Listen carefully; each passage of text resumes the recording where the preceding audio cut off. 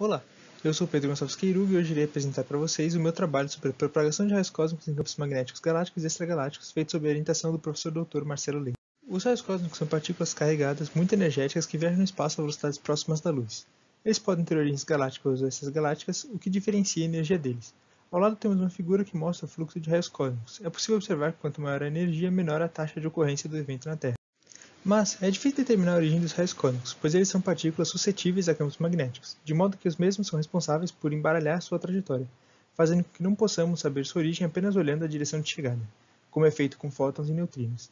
É possível ver isso nitidamente na figura ao lado. Agora temos uma esquematização do código construído em C++ para realizar as simulações. Ele estará disponível na referência 10. A simulação se inicia ao fornecer a massa, carga, velocidade inicial, posição inicial do objeto, tempo inicial e campo magnético. Após isso, se entra um loop onde é escolhido o tipo de campo a se trabalhar e se vamos ou não considerar a relatividade. O loop continuará até atingir um valor máximo pré-estipulado. Uma partícula viajando no espaço exposta a um campo magnético está sujeita a sofrer a influência de uma força, tal é conhecida como a força de Lorentz. Ela atua na componente perpendicular da velocidade e essas são as equações que descrevem a sua velocidade. Além disso, a aceleração da partícula é facilmente descrita pela segunda lei de Newton. Após calcular a velocidade utilizando a equação da cinemática, também é preciso utilizar a equação da posição vinda da cinemática, de modo que nós conseguimos calcular a posição da partícula em um determinado instante de tempo, como é mostrado abaixo. Quando nós olhamos para a partícula se movimentando nos campos magnéticos que serão trabalhados, nós olhamos 4 características principais, que são o raio de Larmor, o período rotacional, a frequência angular e o ângulo de passo. Essas características são essenciais para descrever para a gente como é o nosso movimento, e elas se alteram a cada inteirada que se passa. Agora vamos ver um pouco sobre os tipos de campo magnético. À esquerda temos o campo magnético uniforme, que ele é uniforme em todo o espaço, de modo que a sua frequência angular e o raio de Larmor se mantêm constantes, como mostrado nas relações aqui em cima. É importante notar que a velocidade perpendicular se mantém constante também. À direita nós temos o campo variável 1 sobre R, o qual o campo magnético diminui com a posição, de modo que o seu raio de Larmor passa a aumentar constantemente, visto que os dois são inversamente proporcionais. Por isso que a figura possui formato de furacão. Aqui temos uma visualização do desenvolvimento de raio de Larmor no tempo. É nítido as características comentadas anteriormente. Para calcular o campo de dipolo, foi necessário que nós convertêssemos a nossa posição inicial para coordenadas esféricas, visto que isso é necessário para aplicar as fórmulas do campo de dipolo, e após isso nós convertemos o campo magnético de volta para as coordenadas cartesianas, porque o nosso programa inteiro foi feito em coordenadas cartesianas. Como a posição inicial da partícula é o que define o campo magnético de dipolo, duas partículas que se iniciam em posições diferentes terão movimentos completamente diferentes. Aqui temos duas figuras onde a posição inicial é variada. Esse comportamento é bem diferente dos campos anteriores, onde parecia haver uma espécie de comportamento padrão.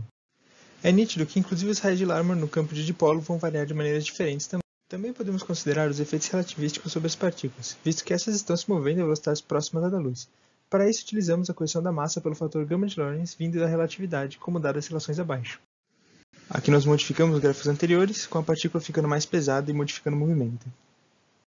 Esse é o caso do campo variável 1 sobre R. E por fim, o caso do dipolo se modificando devido à relatividade.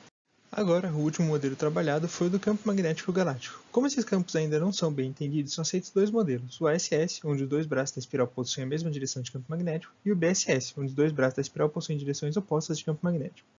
É importante notar que esse campo magnético ele é trabalhado em coordenadas cilíndricas galatocêntricas. Aqui temos uma representação dos dois modelos ASS e BSS citados anteriormente. Similar ao campo de dipolo, o modelo galáctico também depende de sua posição inicial. Por isso, convertemos sua posição inicial para coordenadas cilíndricas. Escolhemos o modelo a ser trabalhado, ASS ou BSS, e então, de acordo com as fórmulas mostradas, calculamos o campo magnético de acordo. Depois, foi apenas necessário converter de volta para coordenadas cartesianas. Esses foram os resultados obtidos. À esquerda aqui nós temos a figura do campo ASS, à direita nós temos o BSS. Nós vemos que, nos dois gráficos, conforme eles avançam, eles fazem pequenos loopzinhos, que são essas regiões aqui, em que nós temos pequenos loops. Isso são regiões em que o campo magnético ele alcança o braço, em que a partícula alcança o braço, e por causa disso o campo magnético acaba sendo mais fraco e isso faz com que ela faça esses pequenos loopzinhos. Justamente essas regiões de loop são mostradas aqui, são regiões que o raio de Larmor sofre uma alteração devido ao campo magnético ser um pouco mais fraco. Com o apoio do programa desenvolvido neste projeto, iremos continuar em uma segunda iniciação científica a trabalhar com os raios cósmicos viajando no espaço, estudando agora as deflexões causadas pelo campo magnético nas partículas.